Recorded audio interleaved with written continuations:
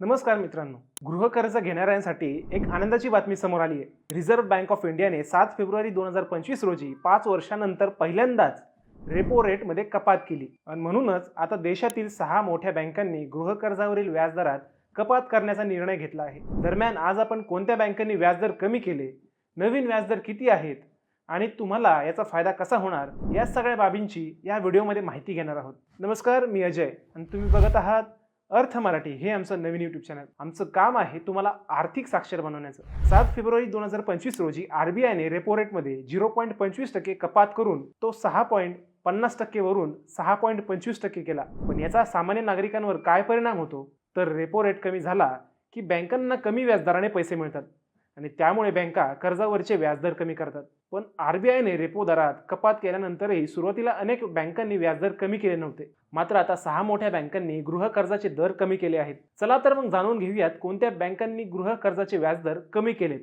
आणि नवीन दर काय आहेत। इंडियन ओव्हरसीज बँक या बँकेने आपला RLLR 9.35% वरून 9.10% पर्यंत कमी केला आहे। हे नवे दर 11 फेब्रुवारी पासून लागू आहेत। पंजाब नॅशनल बँक या बँकेने आपल्या RLLR 9.25% वरून 9% केला आहे। हे नवे दर 10 फेब्रुवारी पासून लागू आहेत। युनियन बँक ऑफ इंडिया या बँकेने देखील RLLR 9.25% वरून 9% केला आहे। हे नवे दर 11 फेब्रुवारी पासून लागू होणार आहेत।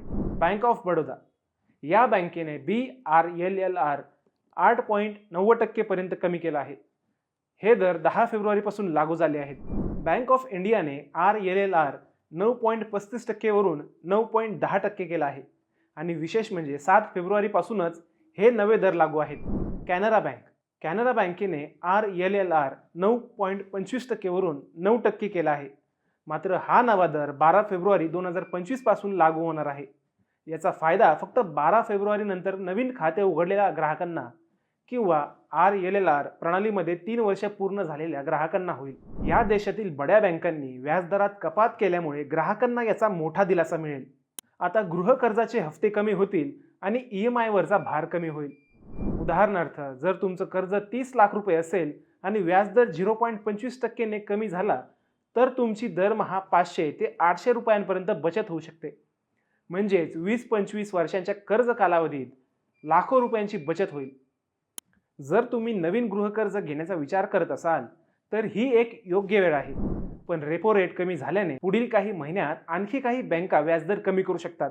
त्यामुळे गृहकर्ज घेण्याआधी बँकांचे व्याजदर तपासा आणि सर्वात कमी व्याजदर असलेल्या बँकेकडून कर्ज घ्या। तुमचं गृहकर्ज जर फ्लोटिंग व्याजदरावर असेल तर हे नवे दर तुमच्या कर्जावर लागू होऊ शकतात। मात्र काही बँका जुन्या ग्राहकांना नवे दर लागू करत नाही।